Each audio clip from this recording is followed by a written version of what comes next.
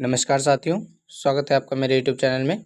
साथियों, आज की इस वीडियो में हम लोग एसएससी एमटीएस 2024 के लिए मोस्ट इम्पोर्टेंट प्रश्नों के साथ साथियों आपके सक्षम प्रस्तुत है।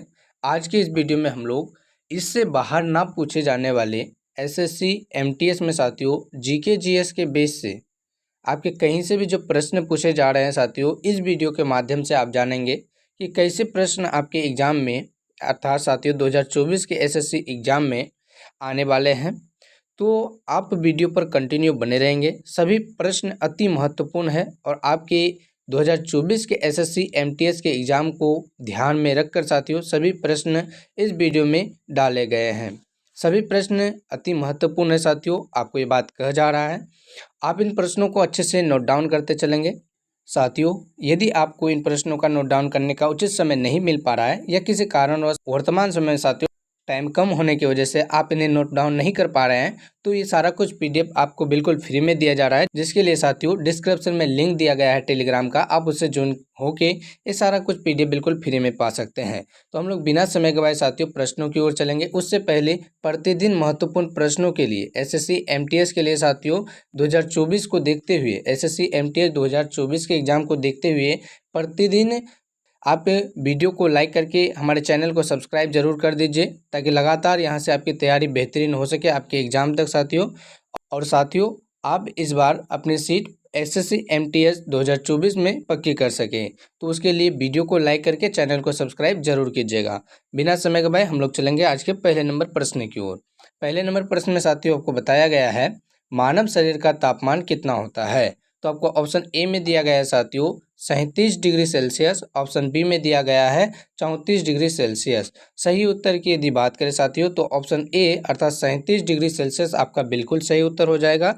कभी कभी ऑप्शन में साथियों आपके फ़ारेनहाइट में पूछ लिए जाते हैं, तो आपको बात भी पता होना चाहिए कि 98 डिग्री 6 फ़ारेनहाइट आपके शरीर का तापमान रहता है, सामान्य तापमान की बात करें। ठीक है साथियों, दोनों ही पॉइंट्स साथियों काफ़ी महत्वपूर्ण है, दोनों ही पॉइंट्स को अच्छे से आप लोग नोट डाउन कर लेंगे। 37 डिग्री सेल्सियस अगर डिग्री सेल्सियस में पूछा जाए, वही अगर फ़ारेनहाइट में पूछा जाता है तो साथियों 98.6 फ़ारेनहाइट आपका बिल्कुल सही उत्तर हो जाएगा। चलेंगे साथियों अगले नंबर प्रश्न की ओर। अगला नंबर प्रश्न है प्रश्न संख्या 2, जिसमें कि आपसे पूछा गया साथियों भारत में कितने जीव मंडल आरक्षित क्षेत्र है। तो यह भी आपके एग्जाम के लिए काफ़ी महत्वपूर्ण है, इंपॉर्टेंट प्रश्न की श्रेणी में रखिएगा साथियों आप इसे। ऑप्शन ए में दिया गया है 16, ऑप्शन बी में दिया गया 18। तो साथियों जीव मंडल आरक्षित क्षेत्र की यदि बात करें तो आपके 18 वर्तमान समय में साथियों भारत में 18 जीव मंडल आरक्षित क्षेत्र है। ऑप्शन बी आपका बिल्कुल सही उत्तर हो जाएगा। चलेंगे उसके बाद प्रश्न संख्या तीसरे में। प्रश्न संख्या तीसरे में साथियों आपसे पूछा गया है the race of my life, the race of my life किस भारतीय खिलाड़ी की आत्मकथा है। साथियों प्रश्न संख्या 30 का साथियों प्रश्न संख्या तीसरे का सही उत्तर क्या हो जाएगा, यदि आपको पहले से पता है तो कमेंट करते चलिएगा। अर्थात ऑप्शन में आपको क्या दिया गया है, युवराज सिंह और मिल्खा सिंह। साथियों क्या सही उत्तर हो जाएगा, यदि आपको पहले से पता है तो साथियों आप कमेंट करने की चेष्टा जरूर कीजिएगा। यदि बात करें the race of my life की, तो यह आपके हमारे देश के प्रसिद्ध धावक और साथियों ओलंपिक विजेता मिल्खा सिंह जी की पुस्तक का नाम है। मिल्खा सिंह की पुस्तक का नाम क्या है साथियों, the race of my life. साथियों यह भी प्रश्न आपके एसएससी एमटीएस में कई बार पूछा गया है। तो साथियों एसएससी एमटीएस के लिए महत्वपूर्ण प्रश्न है आपका the race of my life किसकी पुस्तक है। मिल्खा सिंह आपको याद करनी है साथियों। चलेंगे उसके बाद अगले नंबर प्रश्न की ओर। प्रश्न संख्या चौथा है आपका, आपसे पूछा गया साथियों खजुराहो के मंदिर का निर्माण किस राजवंश ने करवाया था। ऑप्शन ए में है आपका चंदेल वंश, ऑप्शन बी में दिया है साथियों मौर्य वंश। यदि बात करें खजुराहो के मंदिर का तो साथियों चंदेल वंश अर्थात ऑप्शन ए में दिया गया है आपको, अर्थात ऑप्शन ए साथियों आपका बिल्कुल सही उत्तर हो जाएगा चंदेल वंश। खजुराहो के मंदिर का निर्माण किसने करवाया था साथियों, किस वंश ने, तो चंदेल वंश आपका बिल्कुल सही उत्तर हो जाएगा ऑप्शन ए। इसे भी आप अच्छे से याद जरूर कर लीजिएगा। चलेंगे प्रश्न संख्या 5 की ओर। प्रश्न संख्या 5 में साथियों आपसे पूछा गया है गिद्ध किस राज्य का लोक नृत्य है। यदि बात करें गिद्ध की साथियों तो ऑप्शन ए में दिया गया है गुजरात की लोक नृत्य है और ऑप्शन बी में दिया है साथियों पंजाब का लोक नृत्य है। इस प्रश्न का सही उत्तर क्या हो जाएगा, चलिए देख लेते हैं इसे भी। तो साथियों गिद्ध की बात करें यदि, तो गिद्ध पंजाब का साथियों एक लोक नृत्य है। कहाँ का साथियों, पंजाब का बिल्कुल सही उत्तर हो जाएगा आपका, अर्थात ऑप्शन बी यहाँ पे आपका बिल्कुल करेक्ट आंसर हो जाएगा। चलेंगे नेक्स्ट नंबर पे। तो नेक्स्ट नंबर पे आपसे पूछा गया है प्रश्न संख्या 6 के रूप में साथियों, भारतीय राष्ट्रीय कांग्रेस का पहला अधिवेशन कहाँ पे आयोजित किया गया था। तो यदि बात करें भारतीय राष्ट्रीय कांग्रेस की कुछ बेसिक बातों की, तो सबसे पहले साथियों आप जान लीजिए 28 दिसंबर साथियों 28 दिसंबर 1885 को इसकी स्थापना हुई। कहाँ पे हुई थी साथियों, तो मुंबई तेजपाल संस्कृत कॉलेज, मुंबई तेजपाल संस्कृत कॉलेज में इसकी स्थापना हुई थी। और किसने की थी, तो साथियों ए ओ ह्यूम नामक व्यक्ति ने की थी। ए ओ ह्यूम नामक व्यक्ति ने इसकी स्थापना की, जिसके कारण साथियों ए ओ ह्यूम को भारतीय राष्ट्रीय कांग्रेस का जनक या साथियों पिता के रूप में हम लोग जानते हैं। कई बार यहाँ से भी आपके प्रश्न एसएससी एमटीएस में पूछे गए हैं। तो साथियों सबसे पहले स्थापना जान लिया आप, 28 दिसंबर 1885 को कहाँ पे हुई, मुंबई तेजपाल संस्कृत कॉलेज में हुई थी साथियों। और इसकी स्थापना ए ओ ह्यूम नामक व्यक्ति ने की थी। ठीक है साथियों, यदि बात करें आपके प्रश्न अनुसार सही उत्तर की, तो सबसे पहले साथियों जहाँ पे स्थापना हुई वहीं पे प्रथम अधिवेशन भी हुआ साथियों, इसलिए सही उत्तर हो जाएगा आपका मुंबई, अर्थात ऑप्शन ए, मुंबई में साथियों पहला अधिवेशन हुआ था। और कई बार आपके एसएससी एमटीएस में साथियों कई बार ये प्रश्न पूछा गया है कि भारतीय राष्ट्रीय कांग्रेस के प्रथम अधिवेशन की अध्यक्षता किसने की थी, तो साथियों व्योमेश चंद्र बनर्जी। किसने थी साथियों, व्योमेश चंद्र बनर्जी प्रथम अध्यक्ष बने थे साथियों भारतीय राष्ट्रीय कांग्रेस के। आप इसे भी अच्छे से याद रखिएगा, काफ़ी इंपॉर्टेंट प्रश्न है साथियों, मोस्ट इंपॉर्टेंट प्रश्न है ये आपका। चलिए साथियों उसके बाद चलेंगे अगले नंबर प्रश्न की ओर। प्रश्न संख्या 7 को देखने से पहले साथियों आपको बता दें, यदि आप एसएससी एमटीएस 2024 में अपना सीट पक्का करना चाहते हैं तो आप हमारे चैनल को सब्सक्राइब करके वीडियो को लाइक ज़रूर कर दीजिए साथियों। और ये सारे कुछ प्रश्न को रिवीजन के लिए, ताकि आप कम समय में रिवीजन कर सके साथियों, उसके लिए डिस्क्रिप्शन में आपको लिंक दिया गया है टेलीग्राम का, जिससे जुड़ के सारा कुछ प्रश्न साथ इन सारे प्रश्नों का पीडीएफ आप वहां बिल्कुल फ्री में पा सकते हैं। तो लिंक पे क्लिक करके साथियों टेलीग्राम चैनल से ज़रूर जुड़ जाइए, ताकि आपको सभी सुविधाएं एक जगह उपलब्ध मिल सके। चलेंगे अगले नंबर प्रश्न की ओर। प्रश्न संख्या 7 है साथियों। प्रश्न संख्या 7 में पूछा गया है भारतीय संविधान का अनुच्छेद 17 संबंधित है, किससे संबंधित है, तो ऑप्शन ए में दिया गया है उपाधियों के उन्मूलन से, और ऑप्शन बी में दिया है साथियों अस्पृश्यता के उन्मूलन से। साथियों यह प्रश्न आपके एसएससी एमटीएस में हजारों दफा पूछा गया है, काफी महत्वपूर्ण प्रश्न है साथियों, हो सके इस बार भी पूछे जाने की साथियों 99.9% संभावना है, क्योंकि मोस्ट इंपोर्टेंट प्रश्नों की श्रेणी से सभी प्रश्न उठाए गए हैं साथियों, जो बार बार पूछे जाते हैं आपके एसएससी एमटीएस में। यदि आप प्रीवियस ईयर के प्रश्नों को देखेंगे तो ये प्रश्न आपको कई दफ़ा मिल जाएंगे, हजारों दफ़ा से भी ज़्यादा बार। ठीक है साथियों, तो प्रश्न आप याद कर लेंगे। यदि साथियों प्रश्न संख्या 7 अर्थात अनुच्छेद 17 की बात करें तो इस प्रश्न का सही उत्तर हो जाएगा ऑप्शन नंबर बी, अर्थात अस्पृश्यता के उन्मूलन से। अनुच्छेद 17 का संबंध साथियों किससे है, अस्पृश्यता के उन्मूलन से है। यह भी आपके एग्जाम के लिए काफ़ी इंपॉर्टेंट है, आप इसे अच्छे से याद जरूर कर लीजिएगा। चलेंगे प्रश्न संख्या 8 की ओर। प्रश्न संख्या 8 में साथियों आपसे पूछा गया है 2011 की जनगणना के अनुसार भारत का सबसे अधिक लिंगानुपात वाला राज्य कौन सा है। साथियों प्रति 1000 पुरुषों पर महिलाओं की संख्या को, प्रति 1000 पुरुषों पर साथियों महिलाओं की संख्या को क्या कहते हैं, लिंगानुपात कहते हैं। और यह 2011 के अनुसार भारत के किस राज्य में सबसे अधिक है, तो साथियों ऑप्शन ए में दिया गया है आपको हरियाणा, और ऑप्शन बी में दिया गया है केरल। यदि बात करें सही उत्तर की तो सही उत्तर हो जाएगा साथियों आपका केरल, अर्थात ऑप्शन बी, जहां पर 1000 पुरुषों पर साथियों 1084 महिलाएं निवास करती है। 1000 पुरुषों पर साथियों 1084 महिलाएं निवास करती है, अर्थात भारत का सर्वाधिक लिंगानुपात वाला राज्य कौन सा है, तो केरल आपका बिल्कुल सही उत्तर हो जाएगा, ऑप्शन नंबर बी, आप इसे भी याद रखिएगा। वहीं सबसे कम लिंगानुपात वाले राज्य की बात करें तो हरियाणा साथियों, हरियाणा भारत का सबसे कम लिंगानुपात वाला राज्य है, आप इसे भी अच्छे से याद रखिएगा। तो साथियों चलेंगे उसके बाद अगले नंबर प्रश्न की ओर। उसके बाद साथियों प्रश्न संख्या 9 में देख सकते हैं आपसे पूछा गया है किस विटामिन की कमी से, यहाँ पे साथियों टाइपिंग मिस्टेक है, रतौंधी होना चाहिए था आपका, रतौंधी नामक बीमारी होती है। तो साथियों आपको बताना है कि किस विटामिन की कमी से रतौंधी नामक रोग होती है। ऑप्शन ए में दिया गया है विटामिन ए, ऑप्शन बी में दिया गया है विटामिन बी। साथियों यदि रतौंधी की बात करें तो यह विटामिन ए की कमी से होती है, अर्थात ऑप्शन ए यहाँ पे आपका बिल्कुल सही उत्तर हो जाएगा। ठीक है साथियों, ऑप्शन ए बिल्कुल सही उत्तर हो जाएगा, जिसके कारण हमारे शरीर में हमें साथियों रतौंधी नामक बीमारी का सामना करना पड़ता है। तो यहाँ आपका ऑप्शन ए बिल्कुल सही उत्तर हो जाएगा।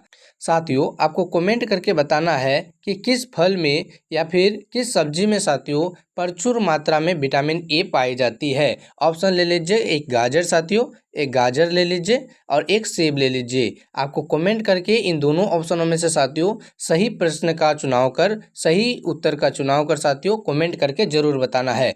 प्रश्न क्या है आप एक बार फिर से इसे जान लीजिए। विटामिन ए का भरपूर मात्रा में स्रोत किस फल में मिलता है? तो साथियों गाजर में या फिर सेब में? इस प्रश्न का जवाब आपको कमेंट करके जरूर बताना है। और साथियों रतौंधी किस विटामिन की कमी से होता है? तो ऑप्शन ए आपको पता ही होगा। साथियों आपको एक जानकारी और दें कि जल में घुलनशील विटामिन के नाम कई बार आपके एसएससी एमटीएस के एग्जाम में पूछे गए हैं। तो साथियों आपको एक ट्रिक याद रखना है, WBC एक ट्रिक है साथियों, जिससे आप यह तय कर पाएंगे कि कौन से विटामिन जल में घुलनशील है और कौन से साथियों वसा में घुलनशील है। तो आप साथियों अच्छे से याद करने के लिए आपको WBC याद होना चाहिए।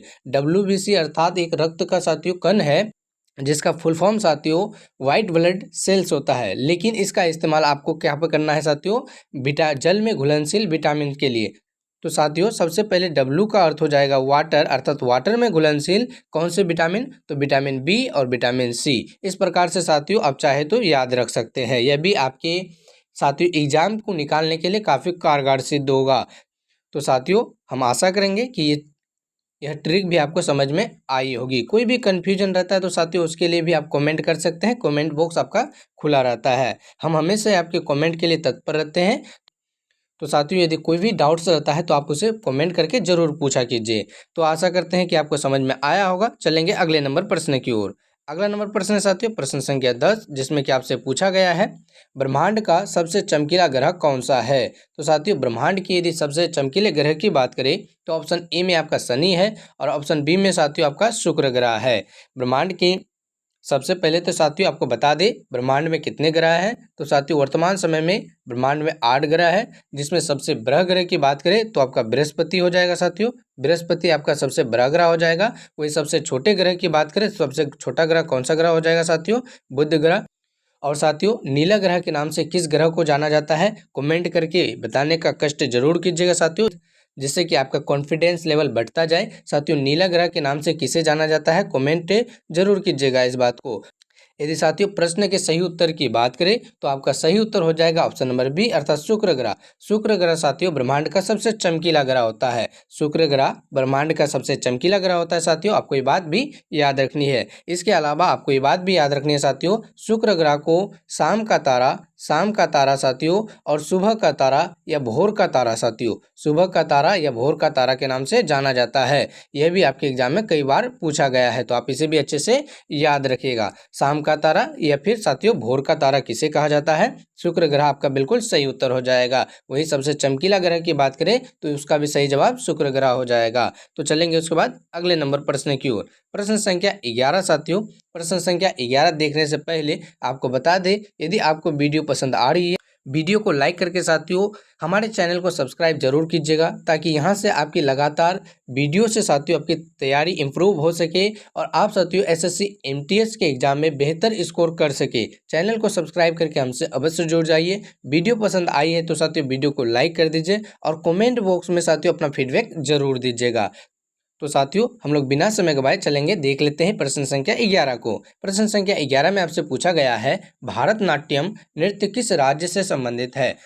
साथियों आपको बता दें आपके एसएससी एमटीएस के एग्जाम में प्रत्येक वर्ष साथियों शास्त्रीय नृत्य और लोक नृत्य से प्रश्न पूछे ही जाते हैं और पूछे ही जाएंगे साथियों, क्योंकि यह एसएससी का फेवरेट टॉपिक है। चाहे आप एसएससी के किसी भी एग्जाम को ले लीजिए साथियों, लोक नृत्य और शास्त्रीय नृत्य से प्रश्न पूछे ही जाते हैं। तो आपके लिए लोक नृत्य और शास्त्रीय नृत्य से संबंधित एक कंप्लीट वीडियो हमारे द्वारा बनाई गई है साथियों, आप चाहे तो उसे जाके देख ताकि साथियों आपके लोक नृत्य और शास्त्रीय नृत्य से ट्रिक बाई सभी प्रश्न याद हो जाए और कोई भी प्रश्न आपसे पूछा जाए एक भी प्रश्न आपसे मिस ना हो। तो लोक नृत्य और शास्त्रीय नृत्य का कंप्लीट वीडियो साथियों हमारे चैनल पे उपलब्ध है, आप उसके लिए हमारा प्लेलिस्ट चेक कर सकते हैं और साथियों अपने लोक नृत्य और शास्त्रीय नृत्य के कंप्लीट वीडियो को देखकर इन प्रश्नों का समाधान कर सकते हैं। यहाँ पे आपको बता दें भारतनाट्यम साथियों किस राज्य का नृत्य है, और आपको ये बात भी पता होनी चाहिए कि साथियों कि भारतनाट्यम एक शास्त्रीय नृत्य है। शास्त्रीय नृत्यों की संख्या साथियों वर्तमान समय में 8। कितने शास्त्रीय नियम है साथियों?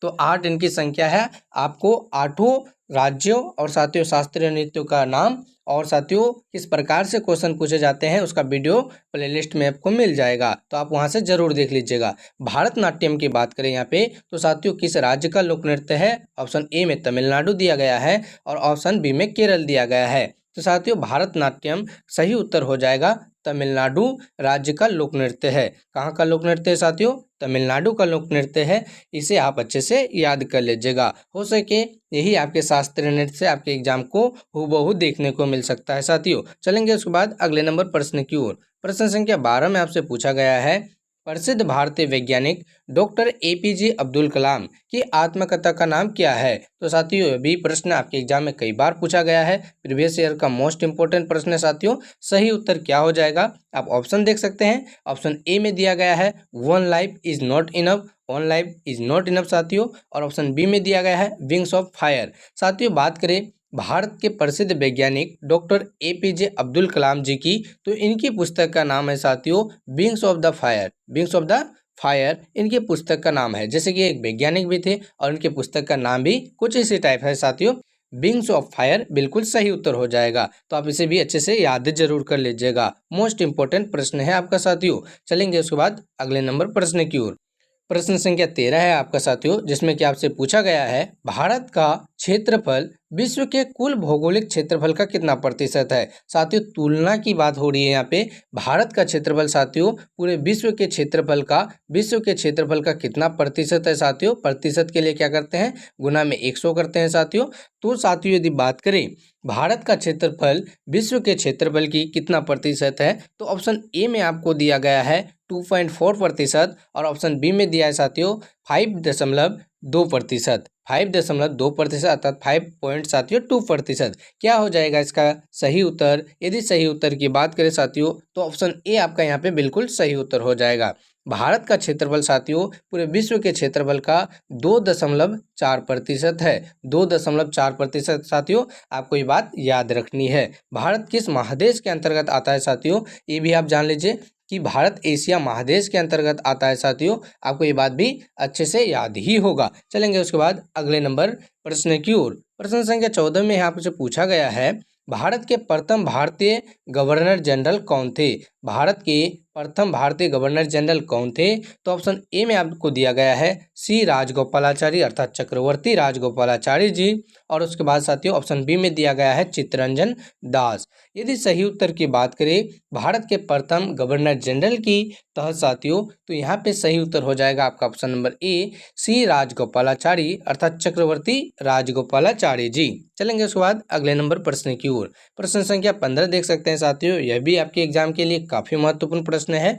विक्रमशिला विश्वविद्यालय की स्थापना किसने की थी? साथियों आपके प्रश्न में आपसे पूछा गया है विक्रमशिला विश्वविद्यालय की स्थापना किसने की थी? तो ऑप्शन ए में दिया गया है कुमारगुप्त और ऑप्शन बी में दिया गया है धर्मपाल। साथियों बात करें सही उत्तर की और साथियों विक्रमशिला विश्वविद्यालय की, तो इसके संस्थापक का नाम था साथियों धर्मपाल। पाल वंश के संस्थापक साथियों धर्मपाल, इसके बिल्कुल सही उत्तर हो जाएगा। विक्रमशिला विश्वविद्यालय से भी आपके एग्जाम में प्रश्न पूछे जाते हैं। वही साथियों नालंदा विश्वविद्यालय की बात करें तो नालंदा विश्वविद्यालय की स्थापना किसने की? यदि आपको पता है तो कमेंट करते चलेंगे, यदि नहीं पता तो साथियों आपको बता दे नालंदा विश्वविद्यालय के संस्थापक कुमारगुप्त थे। किसने की थी साथियों? कुमारगुप्त जी ने नालंदा विश्वविद्यालय के संस्थापक के रूप में जाने जाते हैं। तो दोनों ही प्रश्न आपको अच्छे से याद रखने हैं। चलेंगे उसके बाद प्रश्न संख्या 16 में। प्रश्न संख्या 16 भी साथियों आपके एग्जाम में हजारों दफा से भी अधिक बार पूछा गया है। अर्थशास्त्र किसके द्वारा लिखा गया पुस्तक है?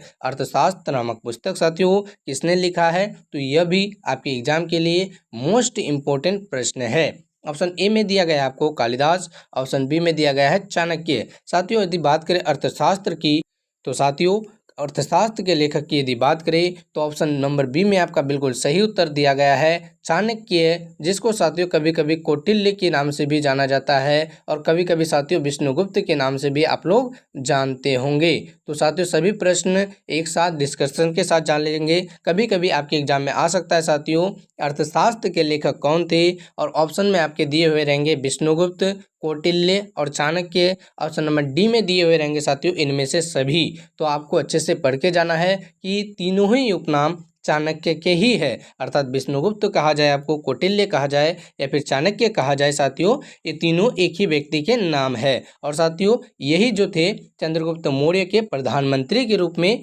जाने जाते हैं। ठीक है साथियों, क्योंकि इसके ही कहे अनुसार चंद्रगुप्त मौर्य ने नंद वंश के शासक घनानंद को हराकर मौर्य वंश की स्थापना की थी। मौर्य वंश के संस्थापक कौन थे? तो साथियों चंद्रगुप्त मौर्य थे। चलेंगे उसके बाद अगले नंबर प्रश्न की ओर। प्रश्न संख्या 17 है आपका, आपसे पूछा गया है भारत का पड़ोसी देश नेपाल भारत के किस दिशा में स्थित है? भारत की किस दिशा पर स्थित है साथियों? तो ऑप्शन ए में दिया गया है आपका पूर्व में, ऑप्शन बी में दिया गया है उत्तर में। यदि साथियों बात करें नेपाल की, साथियों नेपाल के सबसे ऊंचे पर्वतमाला का नाम क्या है? तो आपको सबसे पहले बता दें कि हिमालय, साथियों हिमालय पर्वतमाला नेपाल की सबसे ऊंची पर्वतमाला है। इसकी सबसे ऊंची चोटी माउंट एवरेस्ट के नाम से जानी जाती है। किस एवरेस्ट से साथियों? माउंट एवरेस्ट के नाम से जानी जाती है, जिसकी कुल लंबाई आपके एग्जाम के लिए साथियों प्रश्न काफी महत्वपूर्ण है। जो भी इससे रिलेटेड प्रश्न पूछे जाते हैं या साथियों बताए जा रहे हैं हमारे द्वारा, वो सारे प्रश्न आपके एग्जाम में पूछे जाते हैं। कोई भी प्रश्न इधर उधर वाले प्रश्न नहीं है। तो साथियों यदि माउंट एवरेस्ट की ऊंचाई की बात करें तो 8,848 मीटर साथियों, 8,848 मीटर आपका बिल्कुल सही उत्तर हो जाएगा माउंट एवरेस्ट की ऊंचाई की। और साथियों यदि प्रश्न में देखें तो आपसे पूछा गया है भारत के किस दिशा की ओर स्थित है, तो सही उत्तर की हो जाएगा, तो इस प्रश्न का साथियों सही उत्तर हो जाएगा ऑप्शन नंबर बी। साथियों नेपाल भारत के उत्तर दिशा की ओर स्थित है। किधर साथियों? उत्तर दिशा की ओर आपका बिल्कुल सही उत्तर हो जाएगा। आप चाहे तो मैप में भी इसे देख सकते हैं। चलेंगे उसके बाद अगले नंबर प्रश्न की ओर। प्रश्न संख्या 18 है साथियों, आपसे पूछा गया है भारत में राष्ट्रीय मतदाता दिवस कब मनाया जाता है? राष्ट्रीय मतदाता दिवस कब मनाया जाता है साथियों? आपसे पूछा गया है। तो सही उत्तर क्या हो जाएगा? ऑप्शन ए में दिया गया है 4 फरवरी, ऑप्शन बी में दिया गया है साथियों 25 जनवरी। सही उत्तर क्या हो जाएगा? कमेंट करके बताने का जरूर प्रयास कीजिएगा साथियों, यदि आपको पहले से पता हो, जिससे कि आपका कॉन्फिडेंस लेवल साथियों बढ़ता चले जाए। हालांकि आपके एसएससी एमटीएस के एग्जाम के लिए साथियों आपको प्रतिदिन हमारी क्लासेस ज्वाइन करनी है, उससे भी आप इतने स्ट्रॉन्ग हो जाएंगे जीके जीएस को लेकर साथियों, या चाहे अन्य सब्जेक्ट की बात करें उसे लेकर साथियों, जैसे कि आपका बेस ऐसे ही स्ट्रॉन्ग हो जाएगा, आप फुल्ली कॉन्फिडेंस लेवल में आ सकते हैं। तो उसके लिए आप कंटिन्यू हमारे चैनल को सब्सक्राइब करके वीडियो को लगातार देखते रहिएगा। ठीक है साथियों, यदि बात करें राष्ट्रीय मतदाता दिवस की तो 25 जनवरी इसका बिल्कुल सही उत्तर हो जाएगा साथियों। भारत में साथियों 25 जनवरी को राष्ट्रीय मतदाता दिवस के रूप में मनाया जाता है। वही साथियों दूसरे ऑप्शन में आपको 4 फरवरी दी गई है, जिसका क्या हो जाएगा साथियों 4 फरवरी को साथियों कैंसर दिवस के रूप में मनाया जाता है। कौन सा दिवस साथियों? तो 4 फरवरी को कैंसर दिवस के रूप में मनाया जाता है। इस प्रश्न का आपका बिल्कुल सही उत्तर हो जाएगा यदि 4 फरवरी की बात करें। 25 जनवरी को कौन सा दिवस? तो साथियों राष्ट्रीय मतदाता दिवस। चलेंगे उसके बाद अगले नंबर प्रश्न की ओर। प्रश्न संख्या 19 है आपका, जिसमें आपसे पूछा गया है साथियों निम्न में कौन सा वायु कार्यशील जनसंख्या का प्रतिनिधित्व करता है? तो साथियों आपको बता दें यह भी प्रश्न आपके एसएससी एमटीएस में कई बार पूछे गए हैं। प्रश्न कई बार पूछे गए हैं साथियों। आपको बता दें कार्यशील जनसंख्या का प्रतिनिधित्व करने वाला जीवन वायु क्या है? तो ऑप्शन ए में दिया गया है 15 से 59 वर्ष, ऑप्शन बी में दिया गया है 16 से साथियों 60 वर्ष। तो सही उत्तर की बात करें कार्यशील जनसंख्या का प्रतिनिधित्व करने वाली उम्र की बात करें तो ऑप्शन ए में दिया गया साथियों 15 से 59 वर्ष आपका बिल्कुल सही उत्तर हो जाएगा। चलेंगे उसके बाद अगले नंबर प्रश्न की ओर। प्रश्न संख्या 20 देखे साथियों, उससे पहले आपको बता दें आपने चैनल को अभी तक सब्सक्राइब करके वीडियो को लाइक नहीं किया है तो साथियों चैनल को सब्सक्राइब करके वीडियो को लाइक अवश्य कीजिए। कॉमेंट में अपना फीडबैक जरूर दीजिए साथियों। कोई भी डाउट है साथियों तो कमेंट करके ज़रूर बताइएगा। और आपको फिर से एक बार बता दें कि ये सारा कुछ PDF बिल्कुल फ्री में पाने के लिए टेलीग्राम में जुड़ सकते हैं आप, लिंक आपको डिस्क्रिप्शन में दिया गया है। चलेंगे उसके बाद अगले नंबर प्रश्न की ओर। साथियों आपको प्रश्न संख्या 20 में पूछा गया है, संविधान के किस अनुच्छेद में समान नागरिक संहिता की बात की गई है। प्रश्न संख्या 20 में क्या पूछा गया है साथियों, संविधान के किस अनुच्छेद में समान नागरिक संहिता की चर्चा की गई है। तो ऑप्शन ए में दिया गया आपको अनुच्छेद 41 अर्थात 41। ऑप्शन बी में दिया गया साथियों अनुच्छेद 44 अर्थात 44। यदि बात करें साथियों समान नागरिक संहिता की, तो ये आपके अनुच्छेद 44 में इस बात की चर्चा की गई है। और समान नागरिक संहिता लागू करने वाला भारत का सबसे पहला राज्य कौन सा है साथियों, गोवा आपका बिल्कुल सही उत्तर हो जाएगा। तो आशा करेंगे कि दोनों ही प्रश्न आपको अच्छे से समझ में आया होगा और साथियों आपके डाउट्स क्लियर हुए होंगे। चलेंगे उसके बाद अगले नंबर प्रश्न की ओर। अगला नंबर प्रश्न भी साथियों आपके एग्जाम के लिए काफी इंपॉर्टेंट है। आप देख सकते हैं प्रश्न संख्या 21 में बैसाखी उत्सव किस धर्म के लोगों द्वारा मनाया जाता है। बैसाखी उत्सव साथियों किस धर्म के लोगों द्वारा मनाया जाता है और कहाँ पे मनाया जाता है साथियों। तो ऑप्शन ए में दिया गया है पंजाब में, ऑप्शन बी में दिया गया है तमिलनाडु में। साथियों आपको बता दें बैसाखी जो उत्सव होता है साथियों, यह सिख धर्म के लोगों द्वारा मनाया जाता है। कौन सा धर्म साथियों, सिख धर्म के लोगों द्वारा मनाया जाता है। और साथियों सिख धर्म की प्रमुखता जो है पंजाब राज्य में अधिकतर है, इसलिए इस प्रश्न का सही उत्तर पंजाब हो जाएगा आपका बिल्कुल सही उत्तर। चलेंगे उसके बाद प्रश्न संख्या अगले में साथियों। अगले नंबर प्रश्न में आपसे पूछा गया है, मेगास्थनीज किसके दरबार में यूनानी राजदूत था। किसके दरबार में था साथियों, मेगास्थनीज किसके दरबार में एक यूनानी राजदूत बन के आया था। तो ऑप्शन ए में दिया गया है सम्राट अशोक, ऑप्शन बी में दिया गया है चंद्रगुप्त मौर्य। इस प्रश्न का जवाब साथियों कमेंट बॉक्स में आपको देना है। इस प्रश्न का जवाब साथियों कमेंट बॉक्स में कौन सही देता है उसके लिए एक उचित गिफ्ट की व्यवस्था की गई है। तो साथियों इस प्रश्न का जवाब आप लोग कमेंट करके जरूर दीजिएगा। वीडियो पसंद आई है तो वीडियो को लाइक कर दीजिए, कमेंट करके इस प्रश्न का जवाब जरूर कर दीजिए साथियों। और आप चाहे तो फीडबैक भी दे सकते हैं। और साथियों आपको बता दें चैनल को सब्सक्राइब अभी तक नहीं किए हैं तो चैनल को सब्सक्राइब कर हमसे अवश्य जुड़ जाइए, ताकि यहाँ से आपकी तैयारी बेस्ट हो सके, आप अपने एग्जाम में साथियों कॉन्फिडेंस के साथ बैठ सके और अपनी सीट पक्की कर सके। उसके अलावा साथियों अपने दोस्तों तक इस वीडियो को शेयर जरूर कीजिए। जो भी आपके SSC MTS की तैयारी में लगे हुए हैं चैनल को सब्सक्राइब करके इसे लाइक जरूर कीजिएगा। तो मिलेंगे साथियों किसी अगले वीडियो में, तब तक के लिए आपका बहुत बहुत धन्यवाद।